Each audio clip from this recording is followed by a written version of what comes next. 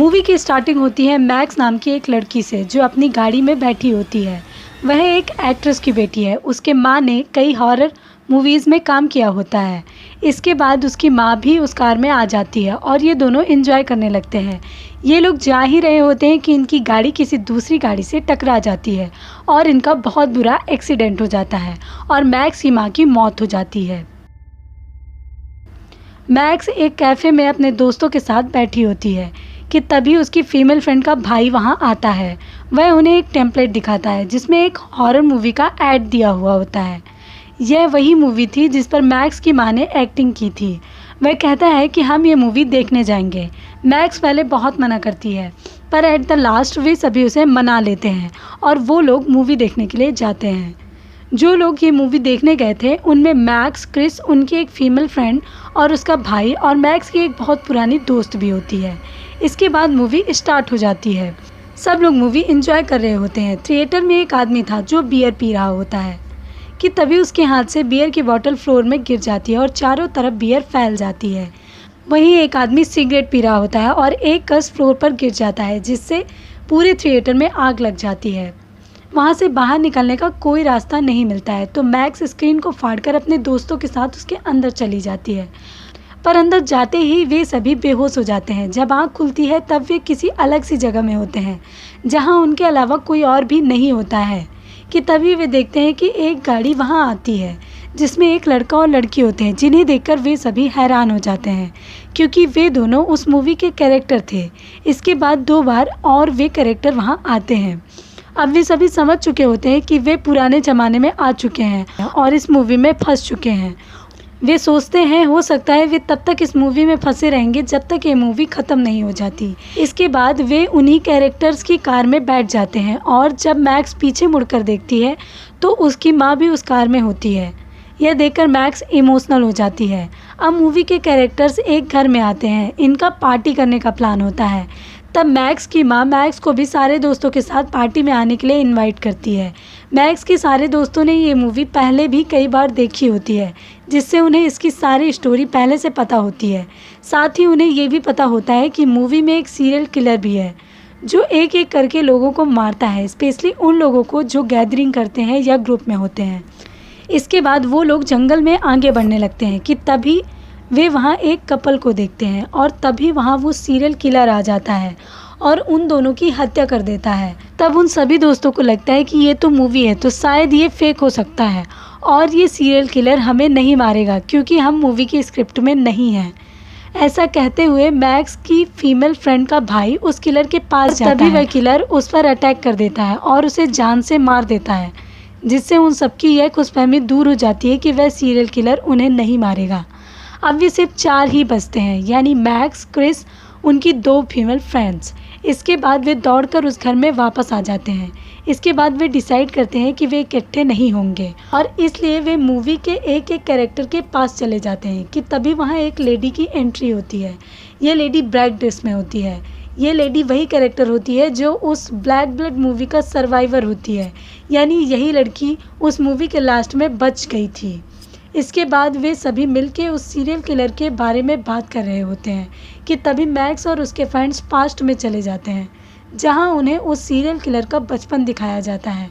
कुछ बच्चे summer camp में आए होते हैं जहां सारे बच्चे मिलकर उस किलर बच्चे की बुली कर रहे होते हैं। तब वह किलर बच्चा एक टॉयलेट में छुप जाता है पर वहाँ वे सारे बच्चे फायर क्रैकर्स फेंक देते हैं जिससे उस किलर बच्चे का मुँह पूरी तरह से जल जाता है। फिर वह किलर बच्चा अपने लिए एक मास्क बनाता है और उसके बाद एक तलवार से बाकी सभी बच्चों को मौत के घाट उतार देता है कि तभी खून के कुछ छींटे मैक्स की फीमेल फ्रेंड के मुंह पर पड़ते हैं और वे सभी पास्ट से वापस उस मूवी में आ जाते हैं। मैक्स की फीमेल फ्रेंड के मुंह में अभी भी खून के छींटे होते हैं जिससे सभी डर जाते हैं और घर से बाहर की तरफ भागते हैं।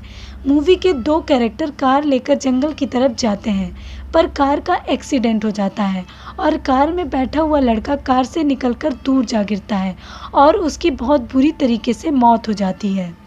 कार भी ब्लास्ट हो जाती है। साथ ही ब्लैक कपड़ों वाली लेडी जो रियल मूवी की सर्वाइवर थी उसकी भी मौत हो जाती है जिससे उन सबको ये पता चल जाता है कि अब यह मूवी रियल मूवी की स्टोरी नहीं है।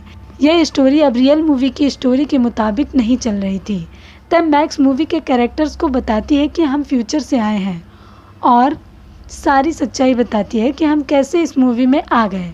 तब वे सभी कैरेक्टर्स उनकी बात समझ जाते हैं क्योंकि उनकी ड्रेसिंग भी अलग लग रही थी।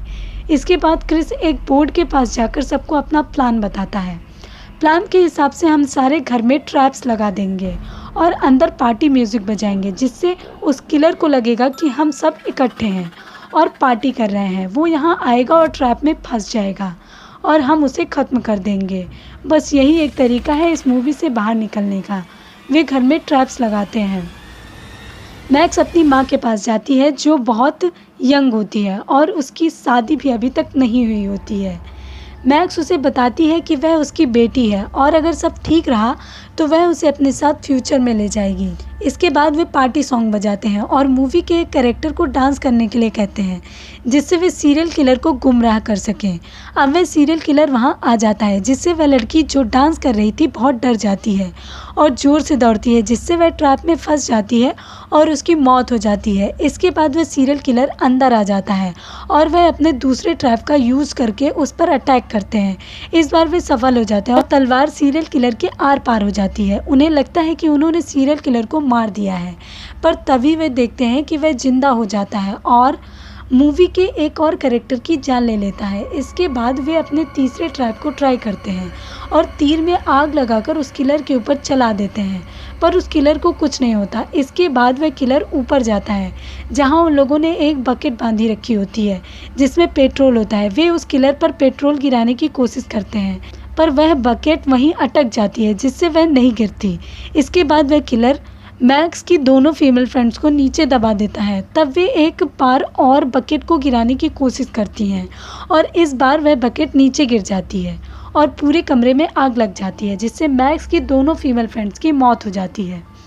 अब सिर्फ 3 लोग ही जिंदा बचते हैं, जिनमें मैक्स, उसकी माँ और क्रिस होते हैं। पर ये क्या, वह किलर आग से भी नहीं मरता है और उनके पीछे दौड़ने लगता है। वो किलर क्रिस पर अटैक करता है और उसे घायल कर देता है। फिर वह मैक्स की मां को उठाकर ले जाता है। मैक्स क्रिस को एक चर्च में ले जाती है और कहती है कि तुम इंजर्ड हो, इसलिए तुम यहीं आराम करो, मैं मॉम को लेकर आती हूँ। इसके बाद वह एक टूल उठाकर वहाँ से निकल जाती है। बहुत ढूंढने के बाद उसे एक घर मिलता है जहां उसकी मॉम को कैद किया गया था और बांध कर रखा गया था कि तभी वहां वह किलर भी आ जाता है और मैक्स को बहुत बुरी तरह से मारता है। तब मैक्स की मॉम बहुत हिम्मत करके उस किलर पर वार करती है और मैक्स को लेकर उस चर्च में आ जाती है। इसके बाद मैक्स की मदर मैक्स को बचाने के लिए अपनी जान की कुर्बानी देती है। दूसरी तरफ क्रिस का बहुत ज़्यादा खून बह जाने की वजह से वह बेहोश हो जाता है।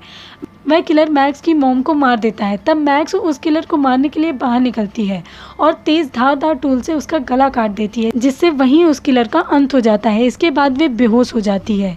जब आँख खुलती है तो वह अपने आप को अपनी दुनिया में पाती है, पर उन सभी के शरीर में चोट के निशान होते हैं, जिससे उन्हें पता चल जाता है कि यह कोई सपना नहीं था, बल्कि यह एक सच्ची घटना थी जो उनके साथ घटित हुई थी। और इसी के साथ यह मूवी भी समाप्त हो जाती है। उम्मीद है कि आपको ये मूवी पसंद आई होगी और बाकी आगे भी ऐसी स्टोरीज देखने के लिए, ऐसी मूवीज़ देखने के लिए चैनल को सब्सक्राइब करें। धन्यवाद।